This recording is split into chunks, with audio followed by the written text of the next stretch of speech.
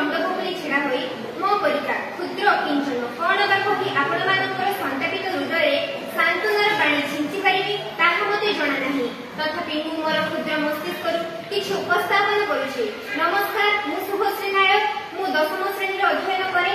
आजिर विषय वस्तु एछि स्मार्ट वेस्ट मैनेजमेंट और विकसित भारत निर्माण। भारत आज विश्वर द्रुतगति उन्नतिशील देशगुड़िक मध्य गण्य। जेतेबेले आमे विकसित भारतर स्वप्न देखुछु सेतेबेले परिवेश सुरक्षा आम दायित्व हेबा दरकार। अवशिष्ट संग्रह और परिचालना एक गुरुत्वपूर्ण समस्या जहाँ नियंत्रण करबा पई स्मार्ट प्रणाली गठन करबा आवश्यक।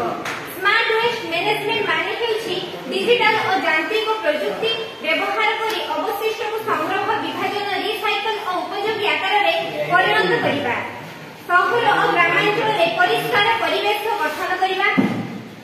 अवशिष्ट जीवाश्म शक्ति वायु और ईंधन उत्पादन परिवेशीय दूषण ह्रास नागरिक मानक मध्य जागरूकता सृष्टि स्वच्छ भारत और विकसित भारतर लक्ष्यकरण सामाजिक और परिवेशीय लाभ सुस्थ और सफा परिवेश रोग और प्रदूषण ह्रास नवीन रोजगार सृष्टि परिवेश सुरक्षा और जीवनमान वृद्धि।